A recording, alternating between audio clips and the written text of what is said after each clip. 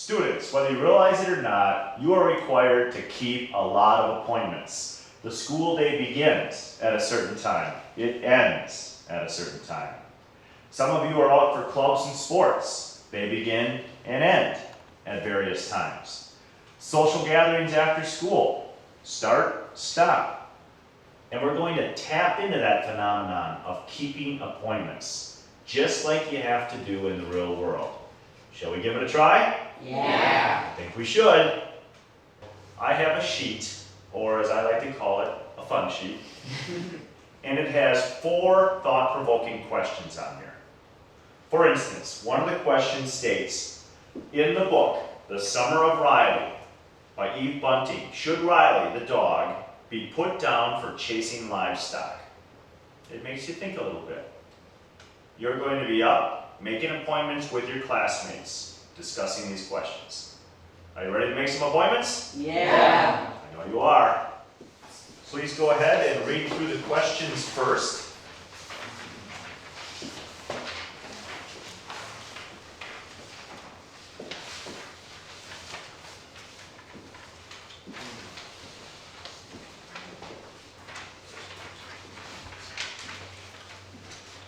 Now, please keep in mind, students, that the times listed when it says 4 p.m., 5 p.m., 6, 7 p.m., that has nothing to do with the actual time of day right now.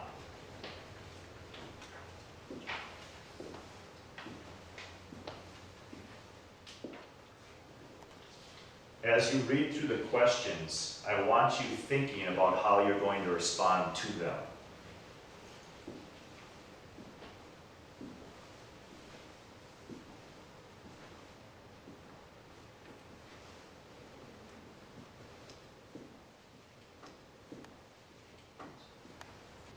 Writing your classmates' names down next to the appointments is very important. We got to make sure we do it correct. For instance, Alicia, I have a 4 o'clock p.m. slot open. Do you have one open? Yeah. So what I'm going to do is I'm going to write Alicia's name down next to 4 p.m. and she's going to write my name down. If I have a 4 p.m. open and she doesn't, can I write her name on my sheet? No. Now it's 5 o'clock. Do you have a 5 o'clock open? Say no. No. I do, but I can't write your name down. So I gotta find someone else. Do you have a 5 o'clock open, Josh? Mm-hmm. Josh does. So Josh, and so do I want you to write my name down next to 5. I'm gonna write your name down. And so on and so forth. You understand how to make appointments? Yep. Yeah. Okay. Students, without discussing your questions, I simply want you to make your appointments. And because we have an even number, I won't throw myself into the mix. I want you to find at this time a 4 p.m. appointment. Go for it. It's my 4 o'clock.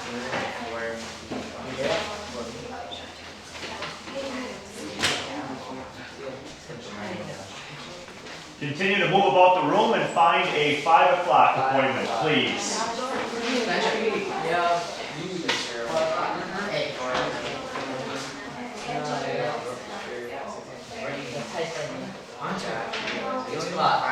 Please find a 6 o'clock appointment. 6 o'clock.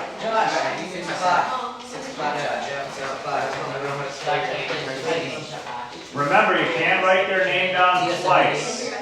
Only once. And a 7 o'clock appointment, please. Find a 7 o'clock appointment.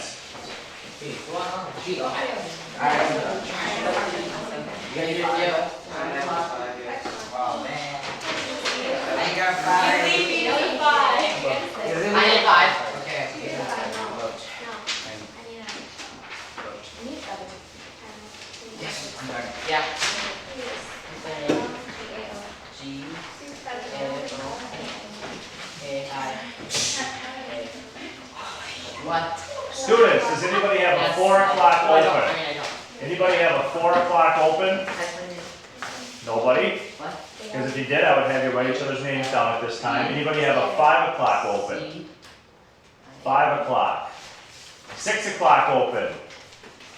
7 o'clock. You are all very efficient. Give yourselves a little something on that. Great work. I'm going to have you get up in just a moment and find your 4 o'clock appointment so you can have a discussion about the question related to science.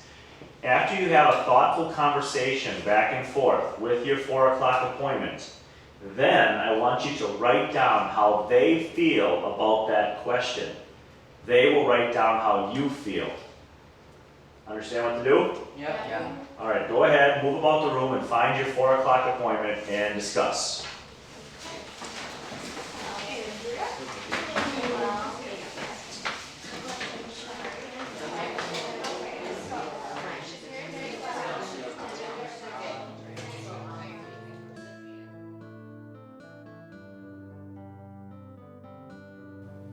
Some of our students love watching the clock. It seems students and clock watching go together like peanut butter and jelly. I believe it's time to use this phenomenon to our educational advantage with this active learning strategy entitled Fun Sheet Planner. This is an excellent method for getting our students up and talking prior to a new topic, midway through a note-taking session, or for review purposes.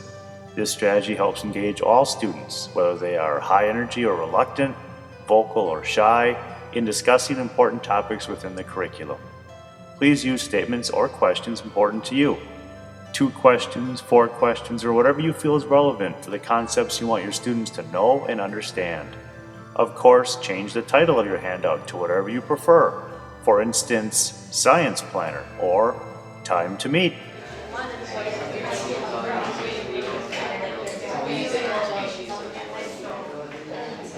Class, if you didn't write down at this time how your partner feels about that science question, please write it down right now because we're about to move to our 5 o'clock appointment.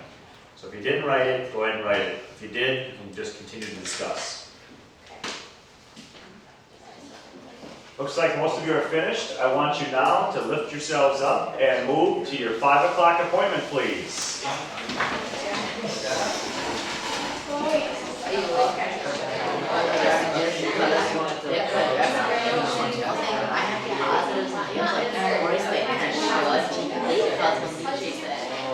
I say no. The dog is like red leg. But yeah, it's not like They should put a chain. yeah, like At this time, I'd like you to move to your 6 o'clock appointment, please. 6 o'clock. We're going to be talking about mathematics, the importance of mathematics. It's time for your 7 o'clock appointment on colonial punishments. Go ahead and move, please.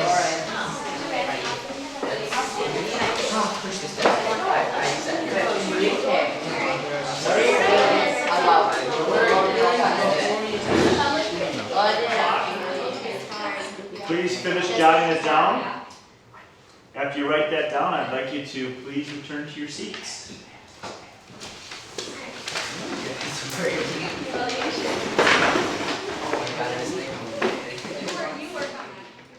I'm going to ask you to share some of the ideas you have jotted down next to the various times.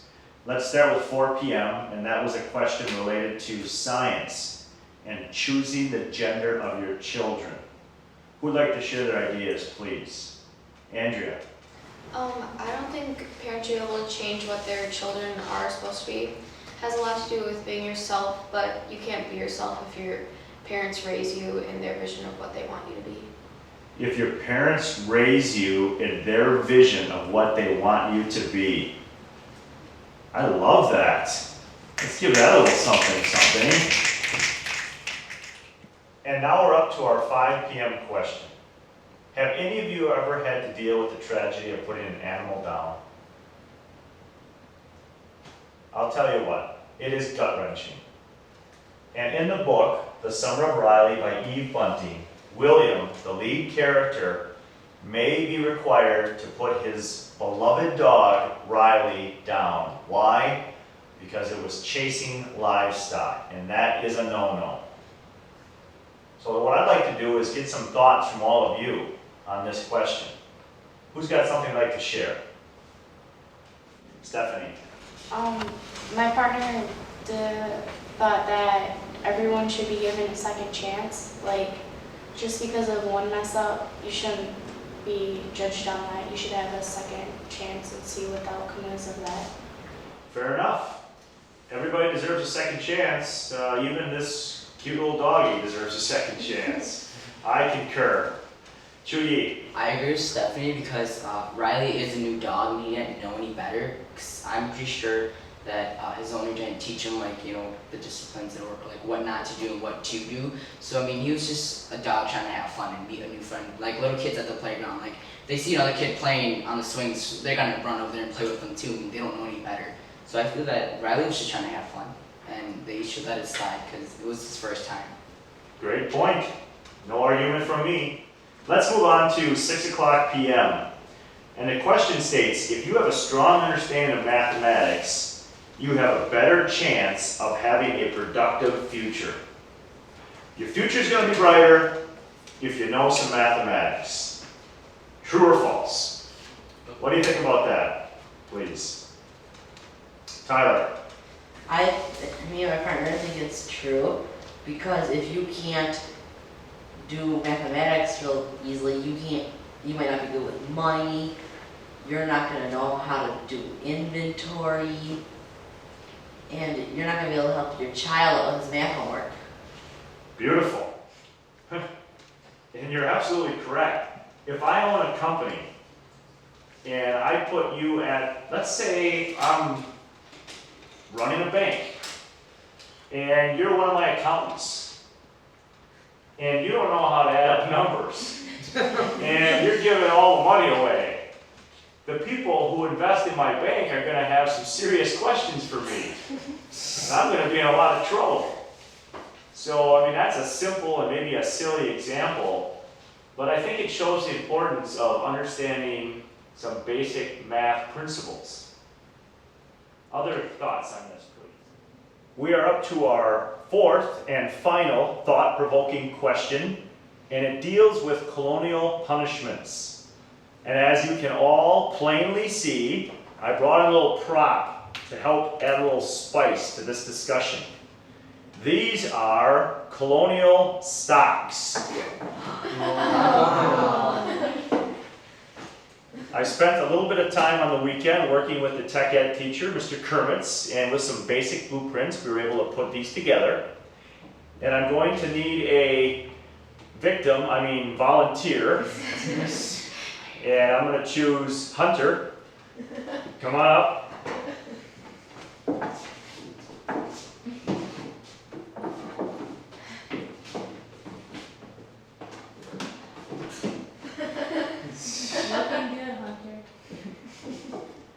How's that?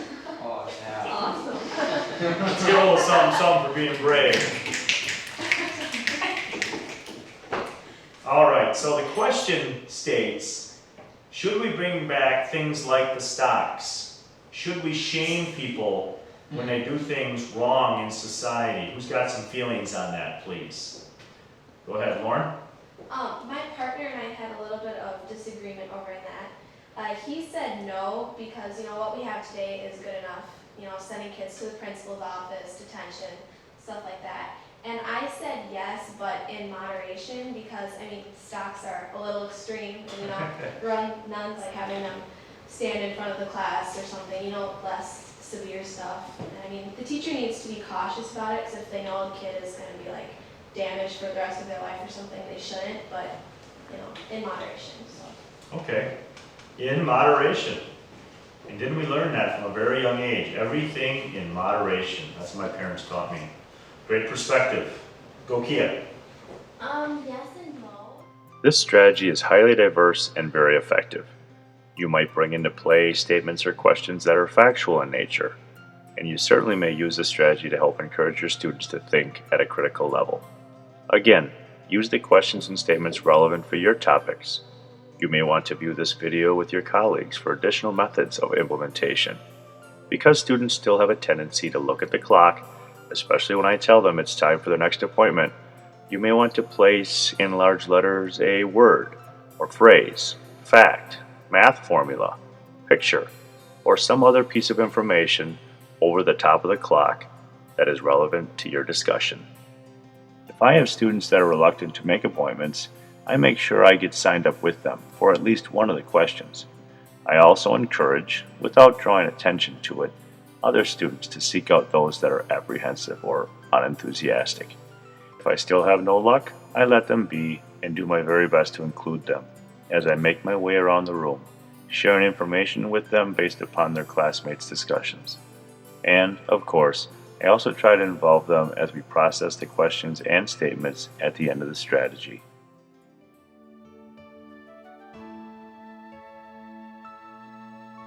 At the beginning of the school year, I give my students a tour of the room. I answer any and all questions and explain the practical purposes behind each item. When finished, I ask them what they think I feel is the most significant. Unfortunately, they never seem to notice. Well, here it is, that little thing on the wall, the thermostat. Now that may seem silly, and I will fully admit my students scratch their heads and laugh upon hearing this. I go on and explain how the thermostat has the ability to make a great difference in our room. It has the ability to make one feel chilled or unbearably hot, cold or stifling. However, it can also make the environment quite comfortable. I challenge my students to be like a thermostat. When they are in a situation that doesn't feel right, they have the ability, through kind words and actions, to change the climate and to make it quite comfortable for everyone around them.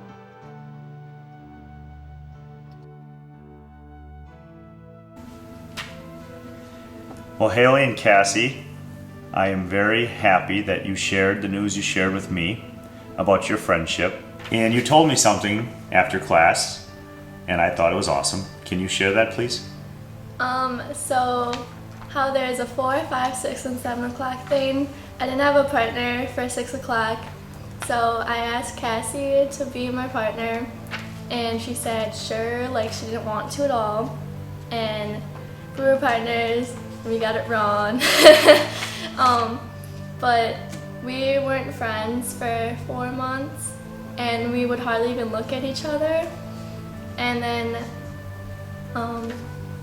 so we talked a little bit while doing the appointment planner, and then we were texting each other that night, and then called each other, and we were on the phone for like 2 hours. Cassie, can you hold up the appointment planner sheet, please? Right here. And what did you say, I'm going to pan in on 6 p.m. What did you say about 6 p.m.? I said that I'm happy that I got it wrong. Why are you happy? Because it's blank. Why are you happy that you got that one wrong? Because we're friends again.